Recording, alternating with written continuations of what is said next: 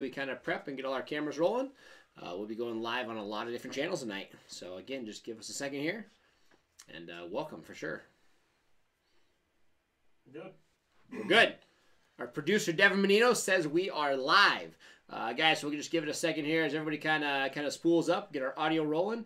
But again, thank you so much for joining us live tonight. I am Nate Zelinsky. Guys, again, we've been running this show since May. Hopefully, building education, talking, tactics, gear, everything in the hunting world to hopefully make you guys slightly more educated and hopefully more successful as a hunter and more success in the field with achieving all your goals. Again, so a huge thanks to everybody for joining me. Again, I am Nate Zelinsky. Just as we get all the cameras spooled up, let everybody kind of build an audience. But again, Devin says we are live and good. So huge thanks, guys, to Bowtech Archery for allowing us to take over their page and allowing us to go live from that platform. So again, huge thanks to Bowtech for that. Guys, you could be watching this on many different platforms. Huge thanks to Diamond Archery for going live on their page. Black Gold Sights, Ripcord, Rests, Tight Spot Quivers, Bass Pro Shops at Denver. Huge thanks to Mr. Heater for taking the feed. Obviously, a huge fan of Mr. Heater keeping us warm in all our blinds, especially this time of year as we get into our winter hunt. So a huge thanks to Mr. Heater for keeping us warm and having a very scent-free heater for sitting inside blinds and such. So huge thanks to them. Also, you can be watching this on Excalibur, Tightline Outdoors, or the Nate Zelinsky page. And for everybody that does not participate in social media, you might be watching this on the bowtecharchery.com. So a huge thanks to everybody on bowtecharchery.com that's watching. As always, guys, share this with your friends, tag your buddies. If you're looking to build more education, want to get better as a hunter, you have... everybody has those trials and tribulations where you struggled. We want to overcome those with hurdles. We want to leaps and bound past that to where everybody's achieving their goals, or at least somewhat getting close to their goals every time they're in the field. So make sure you comment and bring all those friends, and let's build that education together. If it's something that I don't know, I'll call somebody, we'll get them on FaceTime, and we'll get your questions answered.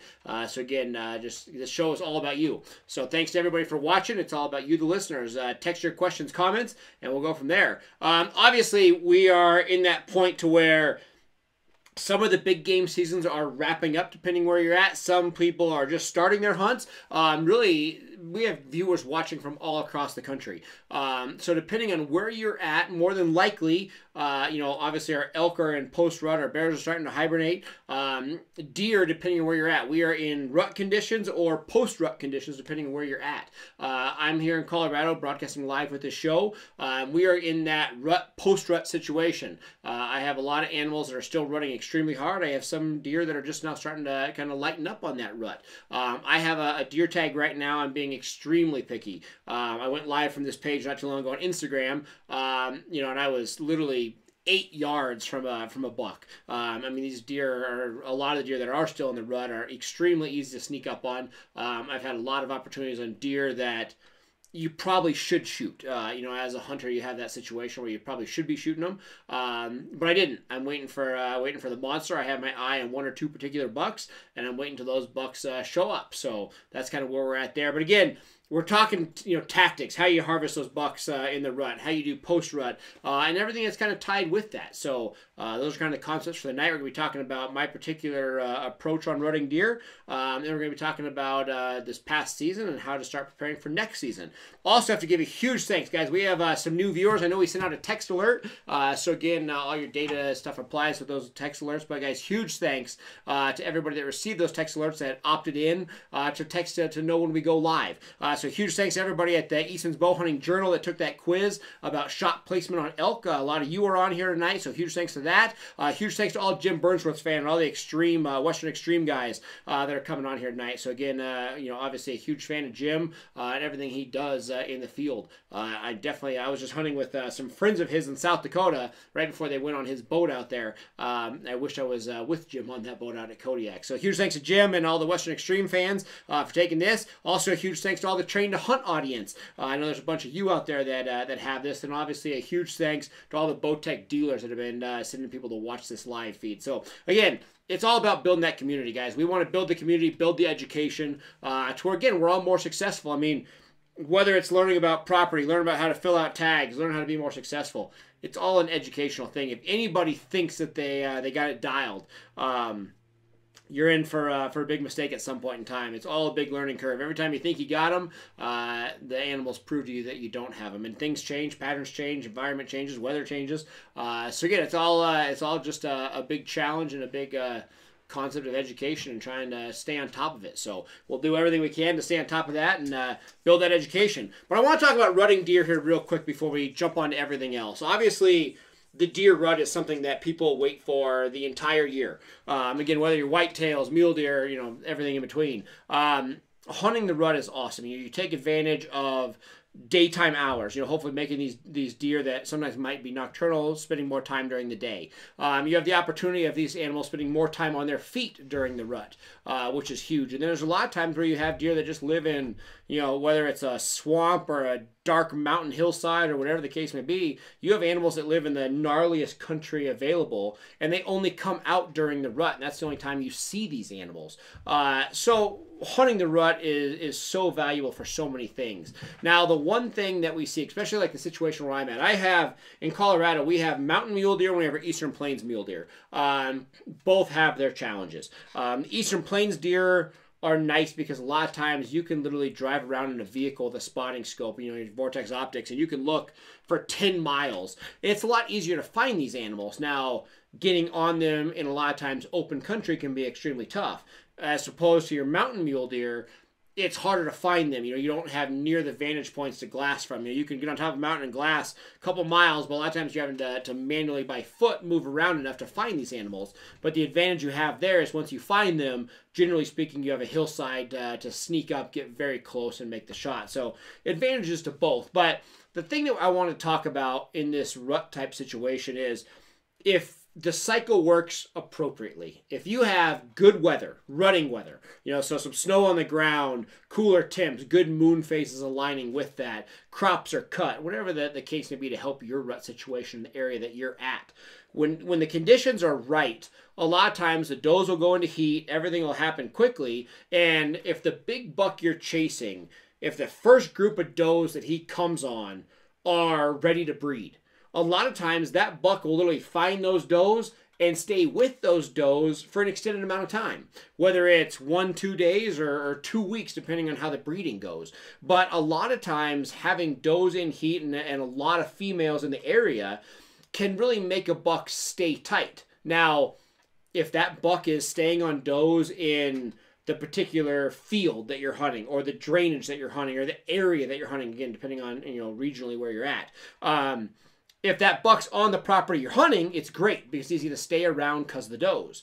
But if it's a property that you're not hunting, it's hard because a lot of times that buck doesn't leave those does. So a lot of times, when everybody wants a great rut, I personally am a huge fan of an odd rut, a really warm year where they're not running as hard, or no snow on the ground, whatever. I try to keep the bucks moving around just so you generally run into them more to get more opportunities. So I'm a big fan of that when you're talking rut conditions. Now, where I'm at here is my favorite time of year. So where I'm hunting these deer right now, everybody's like, man, Nate, we know you got a deer tag. How come you're not out in the field? How come you're not chasing them? I literally have been playing it easy. I've been glassing these deer, looking for them, but for me personally, post-rut, and I mean like right as the deer start coming out of the rut is my favorite time of year. So the does and the bucks have been together for a week, 10 days, 2 weeks now. And as we start approaching basically the tail end of that rut, I love it because obviously a buck deer, a big buck mule deer, or even a big buck whitetail, the second that he starts seeing these does going out of heat, he sees them coming out of the breeding season, very rarely is he ready just to give it up. He's a guy. Unfortunately, that's just what it is. So, he can't just hang it up and say, okay, I'm done. I'm moving on. I'm into post-rut situations. I'm going to go back into the dark timber, back into the swamp, back into whatever. They just don't give it up that easy. They can't let it go. I'm sure all the females out there are watching this are like, I know it. The guys just can't let it go. They got to keep bringing it up. It's the same type thing in the animal world. So these bucks can't just drop it. So a lot of times the group of does that he's on and he's been breeding, as they fade out of that rut cycle, this big buck will start cruising around. Sometimes this only lasts for a couple days. Sometimes it can linger for a week or more. But the second that his particular does are done, he's going to go around and make sure that there's not other does still in heat that he has the opportunity to breed. I love the fact at this time of year, because all of a sudden, every day that I go out in the field, I see new animals. So literally every day that I go out there, I'm seeing bucks that I haven't seen in the past 2 weeks, even the past month, even the past 3 months. Because again, they're bucks that might not live in the area in which I'm normally hunting or normally would view these animals. And the second we get, again, that post-rut situation, they're on the prowl looking for new animals to breed. So, I mean, I've seen these deer walk 2-3 miles in a night to look for active does and look for does that are still breeding. So for me personally, I have a hard time shooting a deer early in the season, especially if my tag lasts long enough to where I can get to that post-rut situation. Now, every one of my buddies is hardcore trying to fill the tag while the rut's going on, because they're like, man, they're easier to hunt, and there's no doubt they are. When that buck is, nose on the ground or nose into a doe, it's a lot easier to sneak up and actually make the shot on this type animal. But the problem is every time that I look at a buck during that rut, I'm just like, man, what else is out there? Now, if I see the tank of all deer, if I see that 200-incher, obviously I'll go after it. But if I'm just seeing that really nice deer, but not anything that's out of this world, for me personally, I'm going to hold off.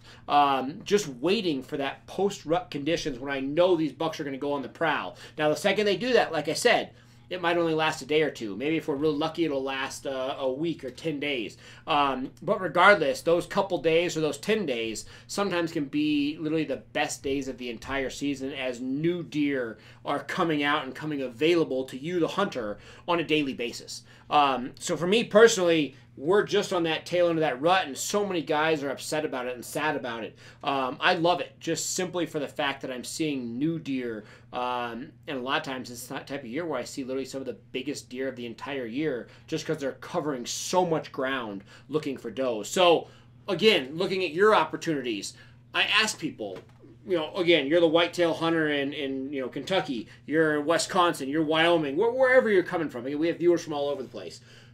How many of you fill your tags pre-rut or during the rut? And how many people have spent time in the woods in the tail end of that right post-rut situations? A lot of us literally fill our tags before that happens, and a lot of us don't necessarily know what those conditions are like. They don't know what that brings. And I promise you, it can bring on some of the best hunting of the season. So again, whether you've already tagged out or you've never thought of that style of hunting, I encourage you to try that. Go out right now. Go out tomorrow. Set some trail cameras, whatever you have to do. Try to spend some time in the field, whether physically or with cameras, and look at the deer coming through your area as you get into this post-rut style. I promise you, it's going to lead you to possibly a whole new style of hunting in this post-rut situation. So it's something to definitely check out. Now, I got some other things to talk about, but I see we got some questions. So Devin's right behind us. You can see him on this camera view right here. If everybody wonders what I'm talking to or who I'm talking to, we got a lot of computer screens, and we got quite the program running here behind you. But Devin, what do you got for a question? Owen Hutchinson on Instagram wants to know how you avoid what we call jumping the string, but how do you avoid this? What do you do to stop the deer from jumping? When you're shooting a deer and you're talking about an animal jumping the string, it's a nightmare, to be totally honest with you, because you never know. There's you talk to hunters, myself, that get so used to a whitetail ducking as you fire, that everybody aims low, but all of a sudden you get that buck that, whether he's rutting up or the fact that he has no idea you're there, and you aim low and he does not duck, and all of a sudden you hit him low, or you completely miss that animal for anticipation because of that. You really have to, number one, know your animals. So you have to know how much pressure has been put on these animals. So if you're hunting private property with other ranches around you, or you're hunting in an area where these deer get lots of pressure, those deer are going to be more spooky. If you're in a situation to where, as that animal is coming in, if your wind is kind of wrong, or if you're hunting a low stand, that's a type of situation where you're almost going to anticipate these animals having that fear and jumping that string. So things that I personally do is, one, obviously if I can do everything I can to hunt lower pressure areas, so not as much hunting pressure in the area so the deer aren't as spooky. Two, it's a love-hate relationship. I talked to Jeremy Starks about this, and he hangs his tree stands extremely high for that type reason. You have guys that hang their stands 12 feet up, and that's where the deer are gonna see that movement as you fire, and they're gonna duck your string. You have guys that hang the stands 40, 50 feet up. That deer's never going to know what's happening. But again, you start getting that high in the tree, and you're starting to get some severe compensation on your shot angles, which can be tough to deal with. So I try to go with that happy median. When I'm hanging stands, I try to go to that 25 to 30 feet. I'm high enough up to where hopefully the deer don't notice that type thing, but low enough to where I don't have crazy shot angle. And I know I'm on the Bowtech page, right? I'm going live from them. Everybody's gonna say I'm just saying this because I have to because I work with Bowtech. But shooting a quieter, faster bow is going to be one of the biggest things that's really going to help that. Everybody, you've been hearing about the Realm, right? The Realm and the Realm X. This type bow that we're getting, I'm shooting a heavy arrow. I'm shooting a lighter bow than normal. I'm shooting, I'm shooting right at I'm shooting, I think, 61 pounds out of my bow right now. Normally I'm shooting 72 pounds, so I'm shooting 10 pounds less.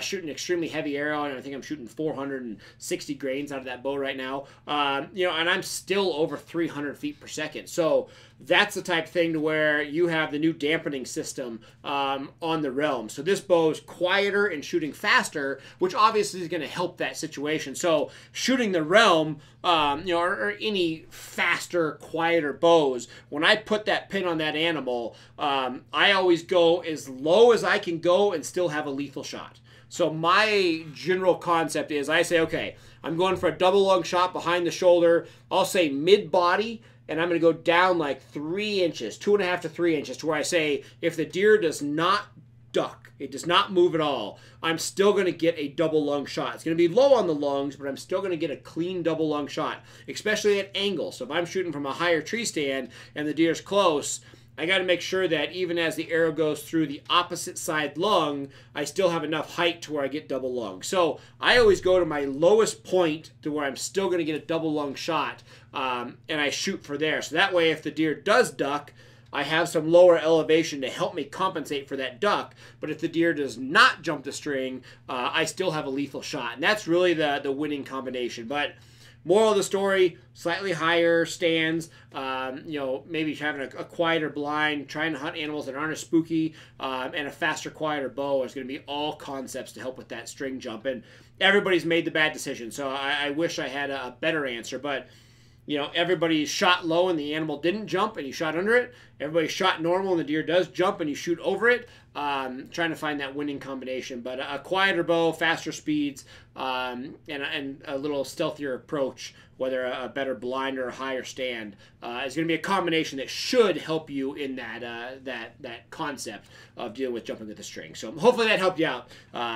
You any more questions there, Devin? We do. Let's see here. Devin's just going through the questions. How long do you typically let a deer rest before you track it, and what distance do you like to keep between you and the deer? You and the deer. All right, guys, this is the dreaded question. This is Bowtech Live. I'm Nate Zelinsky. Let's face it. Generally speaking, your grandpa taught your dad taught you, and you're teaching your kid. You fire an arrow on an animal, you fire a rifle on an animal. If you do not see the animal fall over, you wait an hour. That's the concept. You shoot an animal and you wait an hour. Generally speaking, you know exactly where you hit your animal. So when I shoot an animal, you guys watch that South Dakota live hunt, right? You see the double cresting. I literally shot that buck and instantly told everybody I hammered him because I have double cresting. I don't have an arrow here, but I put white cresting on 2 places of my arrow to where as my arrow goes into an animal, I know exactly how much penetration I got. So if I can see my arrow hit, so if I know where I hit that animal, I know how much penetration I got, I have a great idea of how long I left to let that animal sit. So if I get a total broadside double lung shot, you would anticipate that animal, passing away, losing life, within a minute or two. If you have that shoulder shot, a lot of times we're going to give it a little bit more time. But really, it's going to be shot placement, penetration is going to give you the general concept of how lethal your shot was. For me personally, if I'm doing a frontal shot, chest shot, frontal shot, and I do not see the animal fall over, I do give it that hour. If I am quartering to or away in any severe angle, so again, quartering to, quartering away, If I do not see that animal fall over within sight, I give it an hour. If I have a total mess up and I'm shooting liver, shooting guts, I'm shooting way back than point of contact, where I should be shooting or where I thought I was trying to shoot. If you hit it too far back, wait that hour. The biggest thing that you avoid is obviously pushing them out of their bed. The longer they sit in their initial bed, the sicker they get. All animals, whitetail, mule deer, elk, bear, we always say they go on their death hike. So many times, if you push an animal out of their second bed, they bed once, get up, bed again. You push them out of that second bed, they literally hang their head and they walk until they die. Sometimes this could be 10, 15, 20 miles. So you always avoid pushing the bed. So once you get up to a shot site, you see where you hit the animal, start following blood, you're going to know pretty quickly how fast you got that animal. Most animals, I know that everybody hates seeing this, but on a good shot, a good double lung style shot, most animals are going to die within 100 yards. Now, if you have a whitetail that's running 1,000,000 miles an hour, they might go 200. But generally speaking, I would say most animals pass away within 100 yards. So my personal rules, not what textbook is supposed to tell me to tell you, what my grandpa taught me type stuff. I shoot that animal, I walk up to shot site, I walk that first 100 yards after a little while. If I do not find that animal within 100 yards, that's when I start slowing down. Generally speaking, I'd say I find 99% of my animals within that 100 yards. You watch that South Dakota hunt, I hit him, literally, he was running down that hill, I threw my binos up, I saw a blood clot come out of, just behind his shoulder, probably the size of a pie plate. I saw his head start to fall, he went over the hill, disappeared. We gave it 4 minutes. I knew I just absolutely hammered him. I saw the penetration because of the double cresting. We walked down there, and he was 5 feet past where I could see him as he crested that hill. I knew I had a lethal shot. We went pretty quick. But again, I would have walked 100 yards. If I didn't see within 100 yards, then I slow down. Generally speaking, that 100 yards is when most animals are gonna go away and pass away after a good vital shot. So 100 yards, go that 100 yards. If you don't see within that 100 yards, start giving it more time. Hopefully that helps out. That was a lot of rambling. It's really situational on spots, but 100 yards is your magic number. After 100 yards, I hate to say it, but something went wrong. If you don't find them within 100 yards, your hit is probably not what you thought. Your penetration wasn't deep enough. Your angle was something goofy. So give it 100 yards. After that, slow way down. And especially, I think everybody, no binos. They just walk on blood as to where, take a step on blood, every blood spot, put your binos up. Look a ways out. Look 100 yards, 200 yards. But every blood spot, look with your binos. And the second you see that animal sitting there, if he's alive, sit down, watch him. But don't push the beds. Pushing the beds is one of the biggest mistakes to losing animals in the field. But again, how many of you throw your binos up on every blood spot? It can be huge to finding those animals. So again, hopefully that helps, guys. And keep sending them. Send your questions. Send your comments. Happy to help out with that. Now, guys, we have some stuff coming up here in the next couple weeks that we want to talk about. I'm not going to get too in-depth to it tonight, but we are going to talk about it briefly. We talked about the elk rutting. How many of you were happy with your success thus far in the big game season? Honest question. Send your comments right now. How many of you, whether you were unsuccessful, whether you were successful, or you accomplished your goals, all of us have a goal. Now, obviously, most of our goals, put an animal down so we have meat in the freezer. I'd say that's it for 95% of us. That's my goal, on top of the fact that I want to shoot the biggest, gnarliest animal on the mountain. I want to shoot the biggest buck, the biggest bull. I still eat that animal, don't get me wrong. By no means do I pass this up. My wife, my kids, we all live on wild game. I have to harvest, at least an elk and a deer a year for food to get me through the next year. It's just what it is. But I know you can't eat antlers, but I love eating the meat off of a bull that has a giant rack. It's just what it is. More so than that, I love the challenge. We talked about the challenge. So I got a picture right here of Ricky. I know a lot of us have heard about the bull Ricky, but literally, I found this bull. Let's show the live picture, Devin. There's the dead Ricky. Instagram. Jump over to one of these other platforms. So right there, we're talking about finding a bull in June. And 120 days later, putting that animal on the ground. We said this. I looked at Tim Glom, a buddy of ours, in early July after watching this bull Ricky for a while, and I said, I will shoot that bull sometime this fall, October, November. Whenever the timing is right, I'll put the stock on.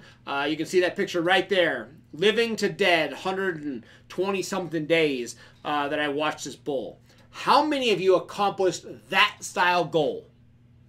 Honestly, how many of you walked away from this hunting season so far, whether you're still hunting or you're wrapped up for the year, how many of you accomplished your goals? That's what I want to talk about, because again, whether I'm being greedy because I strive to all bounds to be successful, but regardless, I make it a passion, I make it an objective, I become crazy about it. But I find these animals in June, July, whether it's June, July, August, whatever, and I stay with these animals. I do my scouting, I do my education until they're on the ground later in that hunting season. So I want to hear from you of how many of you honestly achieved your goals. I know obviously our goal is to get an animal, but how many of you wanted a buck, a bull, a bear, whatever, big game species to mount? You wanted something on your wall as a trophy. How many of you got that?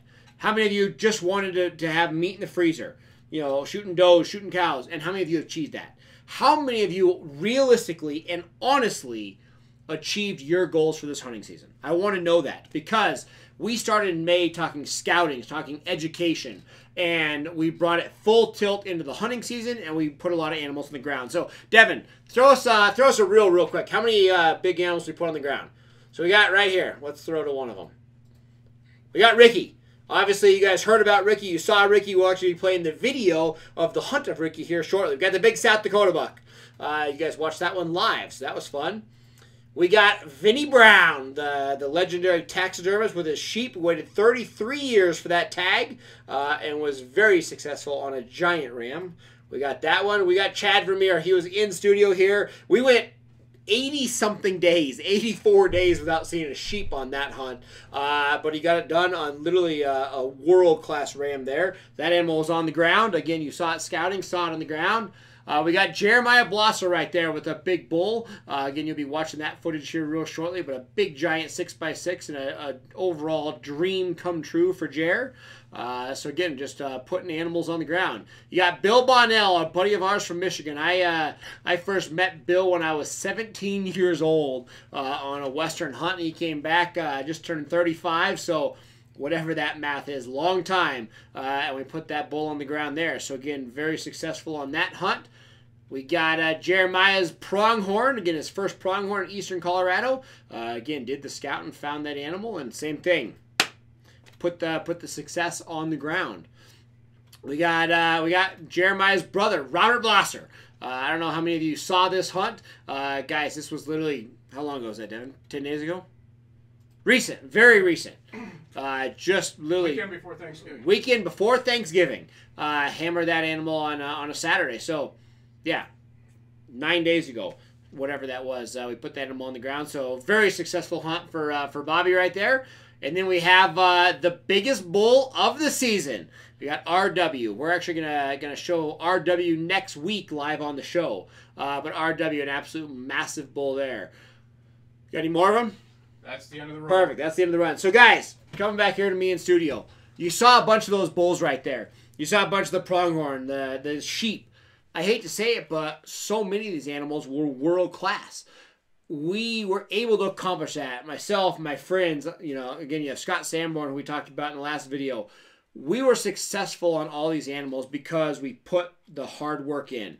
None of those animals were killed on private ground. It's all public property. It's all stuff that you, the hunter, can accomplish. Everybody that's watching this could literally get a tag and hunt these animals that we're on.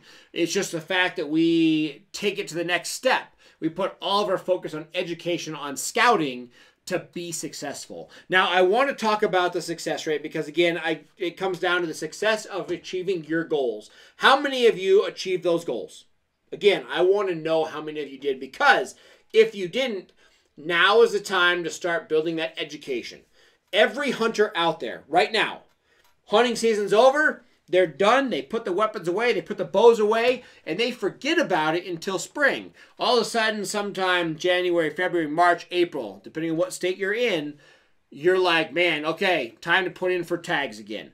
I need to start thinking about putting in draw, or, however it is in the area that which you hunt. But hey, I got to think for 10 minutes why I put in tags. Everybody thinks for that 10 minutes, they put in tags, and they forget about it again until hunting season rolls around, and they're like, oh man, I better get out there and start scouting. Sound familiar? It is. I know that's what a lot of people do. But it doesn't need to be like that. Right now, winter is approaching quickly. It's not here yet, but it's approaching quickly. Right now, if you are unsuccessful, these animals, these big bulls, these big bucks of any species, whitetails or muleys, a lot of times are in post-rut or are approaching post-rut, and these animals are now out in the open. They're not in the dark timber. They're not in the highest of the high country. A lot of times these animals are out where you can see them. And how many people are out there scouting now? None. Very rarely this last week when I'm out looking for animals did I find anybody that was out scouting for next year.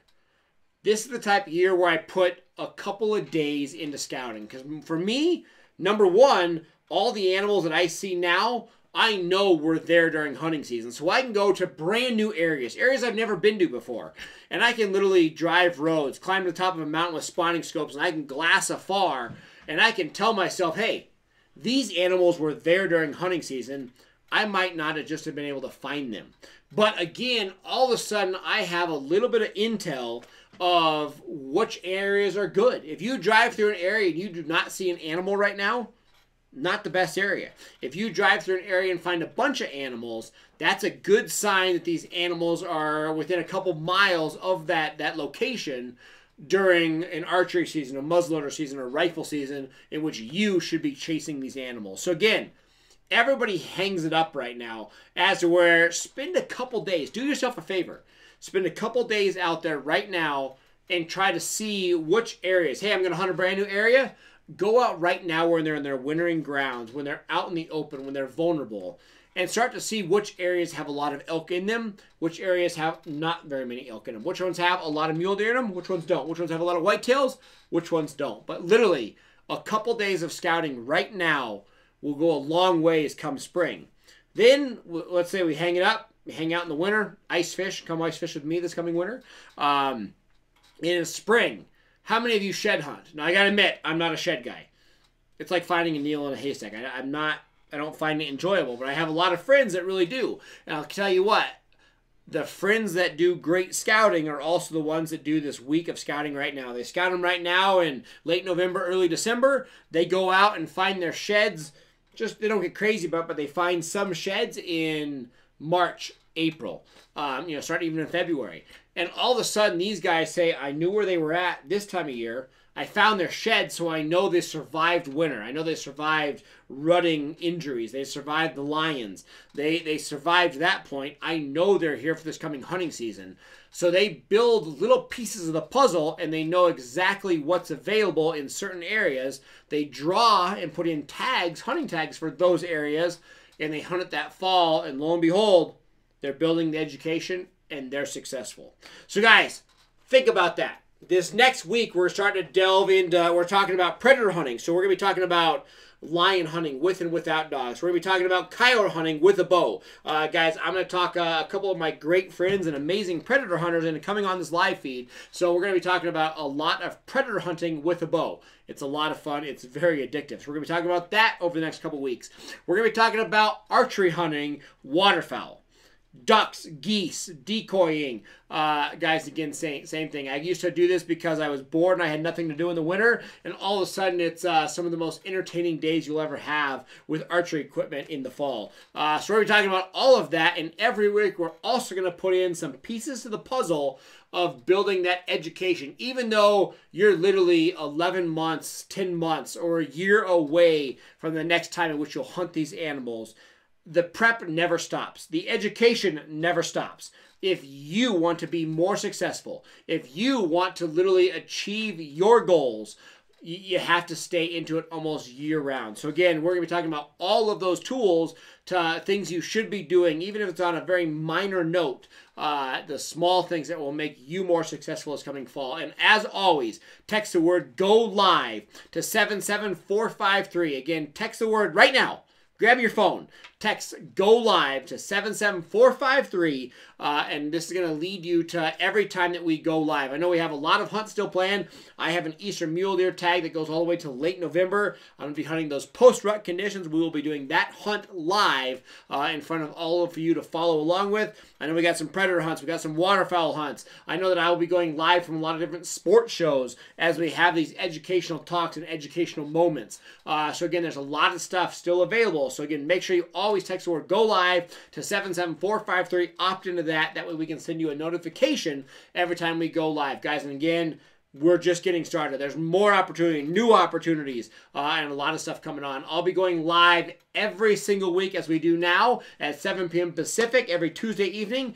So make sure you stay tuned, guys. Again, I am Nate Zelinsky. Huge thanks to Bowtech Archery for allowing us to take over their feed, allowing us to go live. Guys, huge thanks to all of our partners: Diamond Archery, Black Gold Sights, Ripcord Rest, Tight Spot Quivers, Bass Pro Shops of Denver. Guys, huge thanks to Mr. Heater. They're brand new this week. So again, you guys like this on this Mr. Heater feed, and make sure you type in, let them know you like it. So again, huge thanks to Mr. Heater for going live, Excalibur, Nate Zelinsky, and again, thanks for everybody watching at bowtecharchery.com. Guys, you'll be seeing a lot of us very soon. Again, thank you so much. I'm Nate Zelinsky. Tell your friends to stay tuned. Make sure we all are watching this feed, sharing it, and building the education to be more successful as a hunter. Again, thanks for watching. I'm Nate Zelinsky.